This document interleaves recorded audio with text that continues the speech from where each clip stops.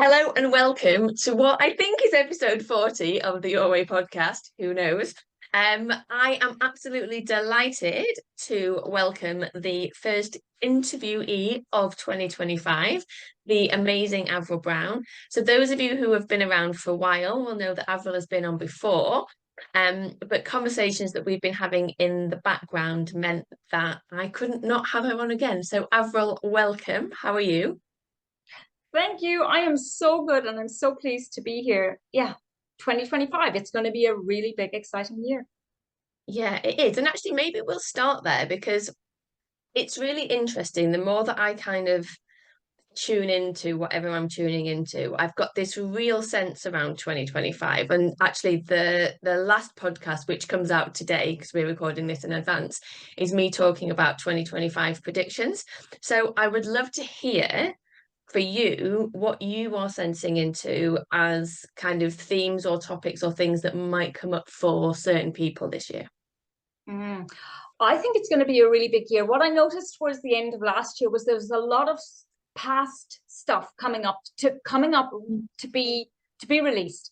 And so I feel that moving into this year, it's an opening and a place for people to really step into their truest selves, to step into who they're really here to be, to rise into their power, and a place and a time when we're going to be releasing the past at a much greater rate than before. So it's like it's almost simpler to just leave the past behind and step into that next version of us, whether you want to call it quantum leaping or whether you just want to say that we are taking ownership of who we're really here to be. That's what I'm really feeling for 2025. The past is, we've been sitting in this place of fear of big stuff coming up for several years now, and I'm really feeling it is come up. It's ready to be released. Any more stuff that will come up, whether it's ancestral or our own stuff, will come up to be released so that we can move on. And there's no more sitting in the cauldron or the stewing pot of all of that stuff anymore. It's like, am I in or am I out? And I think for a lot of people, especially if they've been doing this work for a while, it's like, okay, I've had enough of this. It's time to move on. I'm drawing a line in the sand. I'm moving on. I'm rising. I'm stepping up. That's what I'm really feeling. I love that. And come and speak to me when you watch the podcast episode that goes live today, because Mm. that's so interesting to see the correlation between the two. Um, and I think you're right. I think there is a big shift. And it's so interesting as well that you talked about like quantum leaping, because I said to you before this started that we're changing About Time to be Time Alchemy, the membership. One of the new lots of videos is about collapsing timeline, quantum jumping, like choosing your own timeline, which for me, to be honest, like it's got a spiritual component, but I see it also very practically. And what one of the things that I understand from my gene keys is one of my gifts is the gift of simplicity. So how do we make something that seems complex very simple and then communicate it to the world? And so for me, the whole idea of like jumping timelines and, quantum jumping and all of that good stuff is to really get in touch with what that version of you looks like, feels like, acts, behave, believes, does. And then you do the work so that you are the person that can choose to do that stuff now. And that's how you jump the timeline. So, whilst there might be like a mystical element to it, there's also a very practical thing of you just got to get yourself into a place where you are ready and willing to be that person. And then you just choose to be that person. And then you jump the timeline. Yeah, absolutely. And it's as simple as that. It is just choosing it. I think one of the things I learned, over the last couple of years in particular, is that we complicate it so much, Mm, because again, going into your gene keys, part of my human design is creating order out of chaos. And it's mm, just, there's so much noise and chaos and complication out there. And actually, it's really as simple as, what do I want? What's in the way of what I want? Being, who am I currently? And once you dissolve that stuff, then what you want is there. You just have to take the step into it. And it's not so complex. It really isn't so complex. It's so easy for us to block ourselves from moving from where we are now to where we really want to be by getting stuck in the middle and in the complication. And Yeah. to me, that's just part of our brain's way of keeping us safe as well. It's like, oh, well, I'll just stay here in all of the really hard and the complicated stuff so I don't have to take that leap. When actually, it's not so big, it's not so hard, and it is safe to do it. Yeah, yeah. And going back, and I think this links to going back to what you sort of said before about this being that year where people are like, well, no, this is who I am. This is all of me. Like, I'm in. Like, I'm not out, I'm in. This is what I'm here for. And I think, and I'd love to hear your take on this. I think the thing that often stops people getting to from where they are to where they want to be is all of the conditioning around who I am is not okay. I need to change myself. This part of me isn't palatable. I need to be so like common things like the good girl, the perfectionist, the people pleaser in order to fit in into the world. And so it's kind of easy when we've done that shift to be like, you just need to like let all of that go. But yeah, what challenges do you see coming up for people to actually span that gap of like, this is who I am. Ta-da. Get on Yeah, with it. one of the biggest one is, I think, is just the story around it's hard. This Mm, is so hard. This is because this is who I've always been. This is who I've always known. I've always tried to fit in. I've always been the people pleaser. This is how other people see me as, and it's going to be too hard because I don't know who I really am. mm, And mm, yes, we can definitely tell ourselves that story, but actually, if we close our eyes and we tap in to who we really are, we know who we are. We really do. We know who we are. Yes, we've worn masks. Yes, we've had a lot of stories that we've told ourselves and other people have told us as the years have gone on. But if we shut all of the noise out and we put our hands on our heart and we sit in silence and we sit in nature and we really tune into ourselves, we know who we are. And we know that we're not here to people please. We know that we're here for something so much more than we've been living up till now. We know our truth, but we have to be able and willing to just sit and listen to that. So I think that's a big part of what is going to come up for people is the external noise, and the internal noise in our own minds as well of why we can't be that other person, rather than actually you just silence it all and realize that it's who you are. It's who you are, even beneath the mask of people pleasing and the trying to fit in and the good girl and all of those other things that we've worn. Beneath all of that, the essence of who we are has always been there. And so it's just about tapping into that. It's just about remembering that rather than, oh, I have to go and find out who she is. No, she's there. And I say she because I work with women. So mm, it's, that's, and obviously I am one. So that's what I mean. It's like, yeah, she's there or he's there, but our mm. inherent selves are there beneath it all. Yeah, yeah, yeah. I love that. And then kind of pivoting slightly, but still on the same theme. We both have had some big shifts in the last year, well, the last however many years, but last year feels like it was a big year. And what I've seen from you is something that I felt in myself is this call to step up and lead in a different way. Um, but as that version of the core self of who we are. Mm. And whilst I take your point of like we make it harder than it needs to be because it isn't hard, it also isn't as easy as, oh, this is who I am. So I would love to hear your take on what it actually takes or what it's taken you, if you feel like okay to share, what it's taken you to get to this place of this is the movement I'm here to lead. I'm here to step up as a leader and this is what I'm going to do, even if it goes against the like, this is how to build your business bundle box. Mm. Oh, such a good question. So it took and you're right. It isn't. When I say hard, I think I mean it's not as complex. I Yeah, think yeah. it can be hard, because we come up with our own internal contradictions. Um, but what it took, it honestly, it took a real dissolving of everything I've ever known and everything I've ever been. And it started for me with becoming a mom and having to step up as a leader in our family, a leader for my son, to be an advocate for him. And so that set those wheels in motion of me actually stepping up against everything I knew, against everything my family knew, against everything that everybody was telling me I needed to do. And then that it definitely got something going inside of me. It was like there was a little fire and a spark lit.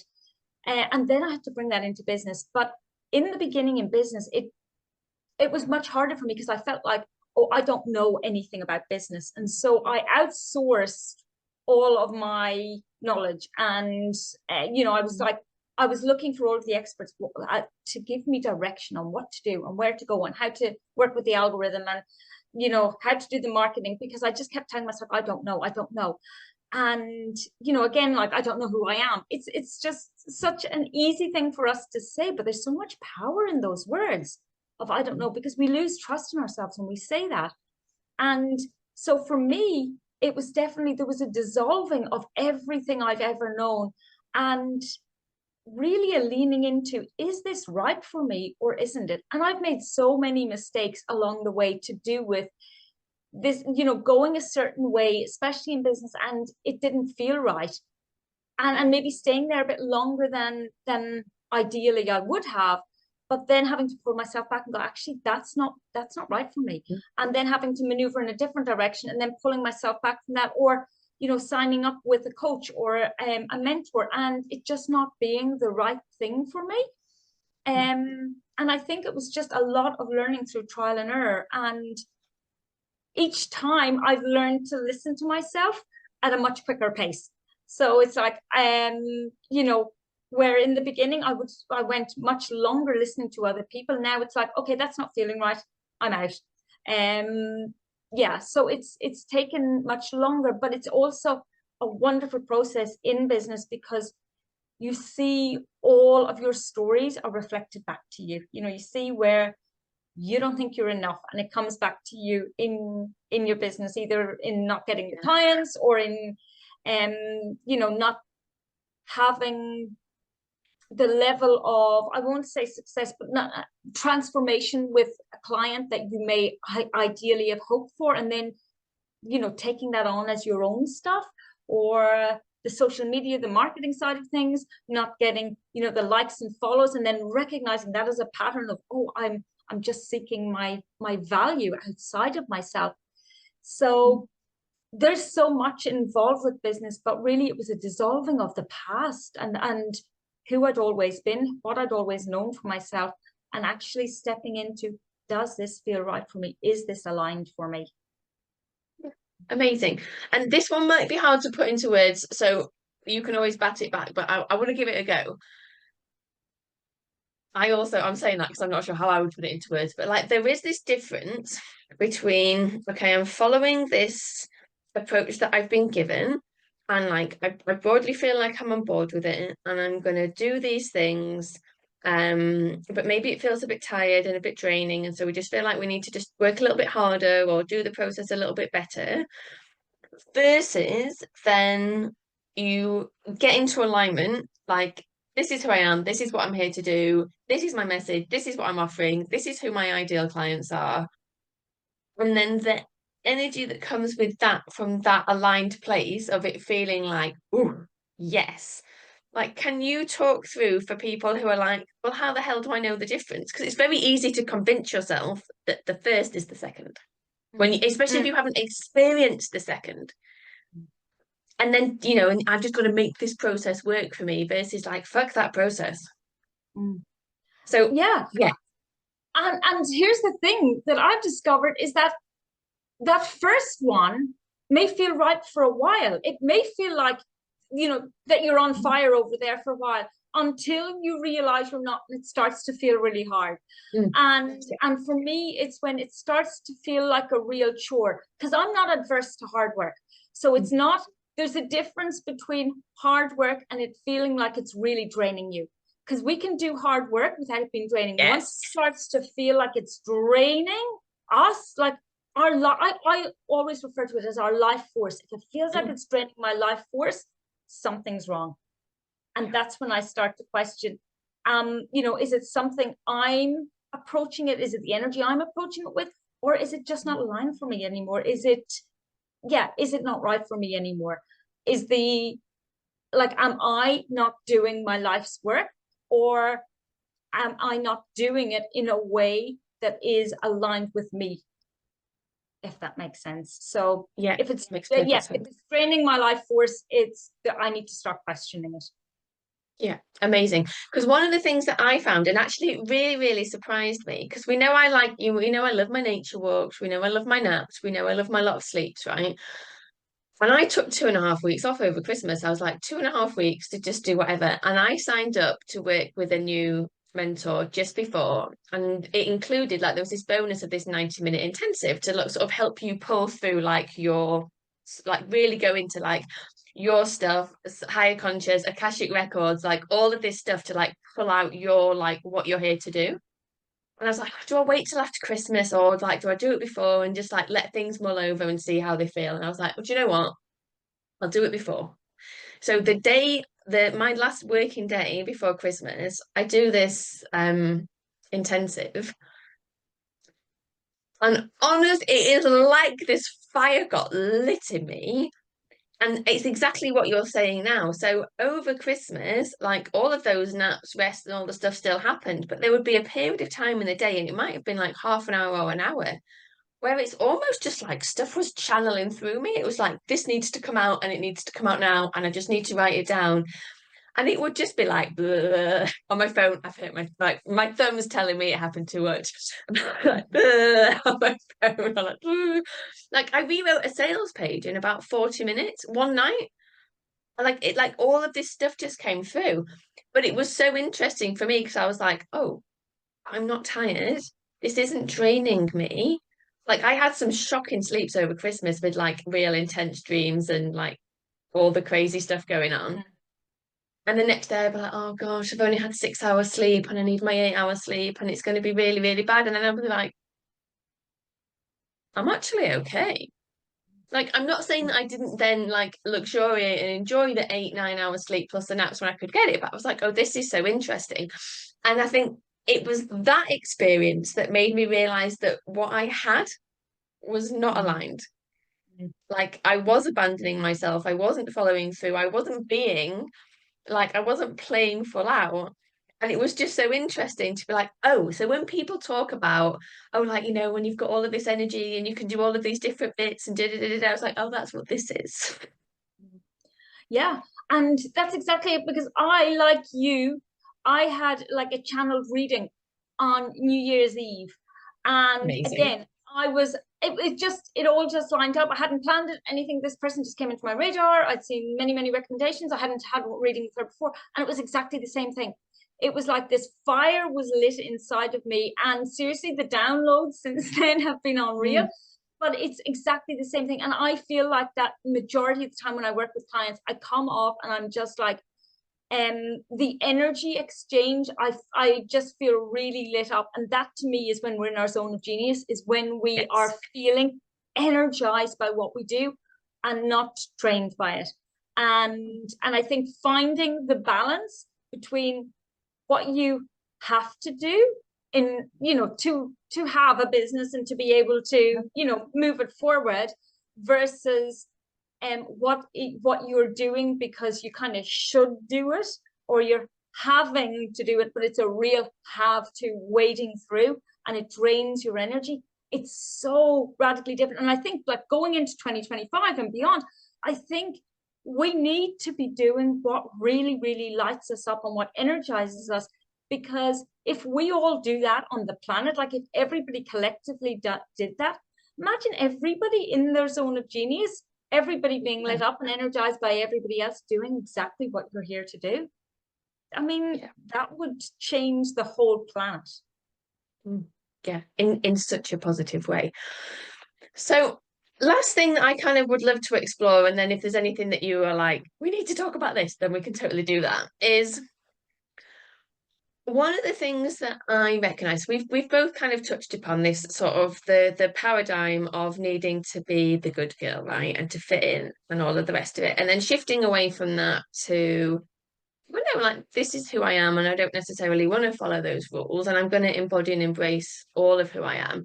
Now, we live in a society where unfortunately the paradigm is still quite outdated because it's like, well, that the good girl and abandoning yourself and all of that, that's what you need to do. Because if you're putting yourself first, then that's selfish, it's wrong.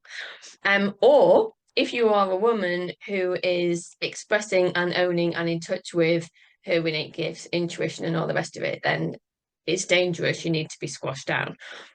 So I'm curious, like, what, if anything, has come up for you around, I'll just say around that, leave it a little broad. Oh, it's really interesting. I mean, lots has, especially around, I think initially it was around family, Mm, because I mean, I'm from a family of girls. I have five sisters.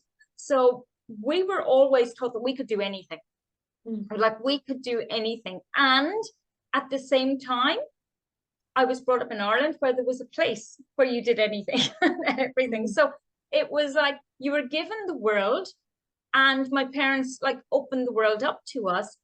And at the same time, within the culture, it was still very much that females had their place, mm, and you were within that place. And and so I mean, I'm acutely aware of women being shut down, and historically, I mean, we all can feel it, even if we are like falling into quite mainstream paradigms. It's still, we still can so easily get shut down. Um, and so I know from past lives and stuff of like my experiences of being shut down and head mm. chopped off, burned at the stake, all of that stuff. Um, Yes. and and I think it's just there's a real fear. There's a real fear of women being in their power, of women stepping up, as if us being in our power almost threatens the whole patriarchy. When in actual fact, if we are in our power and men are in their power, we complement each other beautifully. It's not Yes. us Yeah. versus them. It's actually Mm, we get to work together because there's a beautiful harmony between the masculine and the feminine, which we all have part of, like inside of us anyway. mm.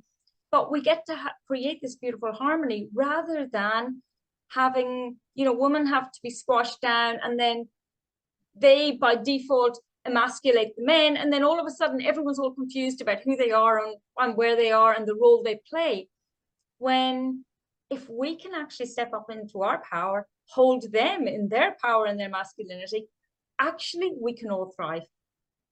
Yeah. Yeah. And I think it's really interesting what you said then, because I think some people, there's this like, it's almost like they conjoin the patriarchy with being a man, but it's not, right? It's like there's this healthy place for a man and this healthy place for a woman, and obviously like it's a continuum and it's not like absolutely defined. But then there is also this thing, this construct that is fake or made up.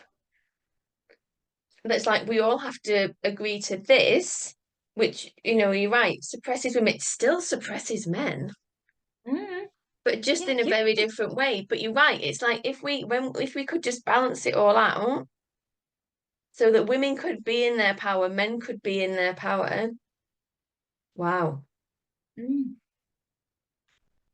I know, amazing, amazing. And even breaking it down to a home environment, or a bigger family, or any of the systems that are out there, if we could have the two working in this beautiful harmony, it would open the world, and it would be such a great example for our children coming along as well, because we'd be able to show how they can work together without one having to vie for the position of the other, or be scared of the power of the other, because Yeah. actually it's a beautiful power when we're all standing in it. It's not like power in the sense that we've come to know power as kind of rah rah up on a stage and a podium, and screaming and bellowing at everybody else, where one person is above everybody else. It's more where everybody is working together at a similar level rather than, yeah, just this real hierarchy thing. Yeah. And I think that's the thing, is that when we can see women in their power, it doesn't, or men in their power, it doesn't have to be a hierarchical thing. We can all be on the same level. Yeah. The only problem with that, of course, is that if we're all in our power and we're all allowing ourselves to be on the same level, those that who want to use a different kind of power and be above us and keep us suppressed and stuck so that we do things their way, don't get their way. And so I think like so for me, like it's also just been aware of like this bigger agenda of wherever that comes from actually is designed to not. Because if we start thinking for ourselves, we start looking at the systems out there and we're like, hang on a minute, this isn't for my good. This isn't helping me. This isn't working. This isn't going to give my kids the life that they need to have. Mm. And it's also like, I think it's also just having that awareness in the background of like, we're all so, well, I don't think we are so much anymore, but like a lot of people are so deeply conditioned to be like, this is the system, it's here to keep you safe, it's here for your benefit. But actually, when we step into our power, those glasses come off and it's like, oh no, this system needs to change. Mm. Yeah, exactly. It does. And it's so darn exciting. And I know people are scared because you think that the system is here to keep you safe. But actually, imagine what's possible when you step beyond the system. It's I know when I started to explore it in the beginning, it was scary as heck because it meant that everything I'd known had to be questioned. And and that does feel, it feels really big and it feels really overwhelming. But if you just take it one bite at a time and actually start to explore it, then it's not so big and scary. And actually there's a lot of people on the same journey who you can Yeah. just kind of tap into and find out a bit more. And it's it feels like a homecoming almost, because I think for many of us there's been an underlying feeling of something isn't right. Mm. Something doesn't feel right for a very long time, and yet we've never really questioned it. And so when you start to explore it, there's almost an inherent sense of, okay, now I can actually start to figure out what this is and figure out what is right and what is wrong. And we start to think for ourselves. And that's so liberating. Yeah, so liberating. And what we aren't saying is there doesn't need to be some kind of system. Mm. Like we live in a world where there are like day-to-day laws, rules, and regulations that are required. But the thing is, it's like, what are the ones that actually serve the collective Mm. for its highest good? Absolutely. And I think it's really important that we all just question those for ourselves as Mm. well, instead of just following the status quo and being like, oh, this is everything that's been designed, and so this is the way it's always going to be. Mm. But if we start to Yeah. actually question for ourselves, is this right for me or not? Does this Mm. feel like it's for the highest good of everyone or not? How is this serving everybody or not? And just have that real curiosity. Our kids have curiosity. My son asks me all the time, why do you have to wear a bicycle helmet, when you're biking? you know, or why do you have to wear a seatbelt? Those sort of things. And our kids are curious, but we lose that curiosity and we just kind of comply with it all, possibly because our parents told us, because that's just what you have to do, without Yes. actually explaining to us or asking us, well, why do you think you have to wear it? So if we can get some of that curiosity back with just some playfulness and a ton of compassion and all of the rest of the stuff, then who knows what's possible. Yeah. Amazing. What you've just said reminded me about something that you said earlier that I wanted to come back to. So you talked then about it's like you can look at the system and to begin with it can feel overwhelming because it's like, ugh, right? And then that reminded me of something you said earlier when you said I had to dissolve everything I was and everything that I knew. Now, for some people listening to this, they're going to be like, yeah, I resonate with that. And for other people, they'll be like, that's terrifying. Mm. Because it is literally like the caterpillar into the chrysalis, like complete dissolving goo to then come out as the butterfly. So what, either in terms of like how you held or were held through that process, or advice that you would have for other people who are like, I'm in that process or I want to go through that process, because the fear is real, right? So yeah, what would you have to offer the listeners or the watchers on that one? Take it like as if you were eating an elephant, one bite at a time. Yeah. Is because if I had known back at the beginning of my journey what I'd have had to process and move through, I probably, yeah, would have thought twice about it. But Same. I didn't, and I had the strength and the courage and the ability to get through it. But I didn't get through it because I took it all in one big chunk. I got through it because I moved through it bit by bit by bit. And in the process, like deepening into the trust of knowing that the things that came up were coming up at the right time for me to be able to deal with, rather than thinking, like, I didn't go searching for things, because let me tell you, things, life will show you it'll show you the circumstances, the people, the things that need to be dealt with. We don't Yeah. have to go looking for our healing. It will, it will show it to us. It will show it in our business. It will show it in our families. It will show it in our relationships. It will show it in all of the different areas in life. So I don't think you have to go searching for it. If you're on the journey, you'll find it if you are just open and aware. But really take it just one, like literally one bite at a time, knowing that you have the capacity, you have the strength, you have what it takes to get through it. And it doesn't mean you have to do it by yourself. But if you're ready to face something and you don't have the ability to do it all by yourself, be open to a door opening or somebody dropping into your sphere who's going to be the person who's going to support you through the next stage. And Yeah. just, yeah, because that's what I mean. At different stages, I've had different people supporting me, working through it, helping me.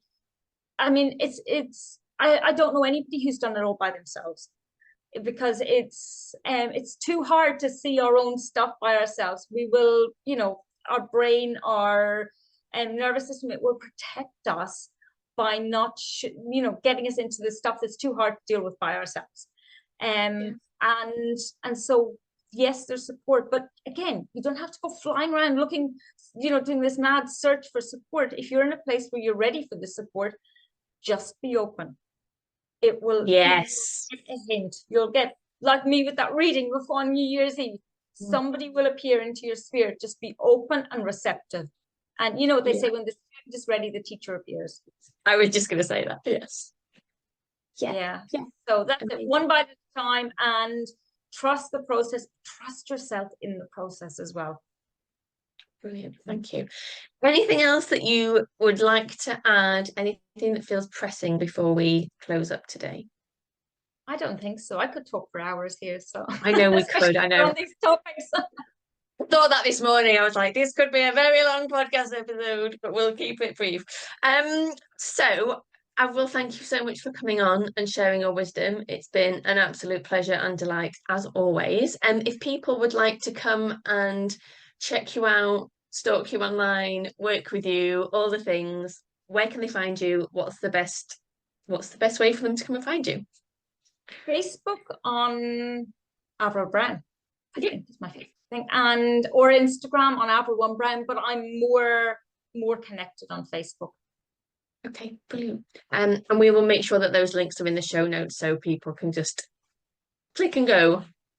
Awesome. Okay, amazing. Thank you so much for being here and sharing a little bit about how you do your life your way. And I will see you all in a couple of weeks for the next episode. Bye for now. Thank you so much.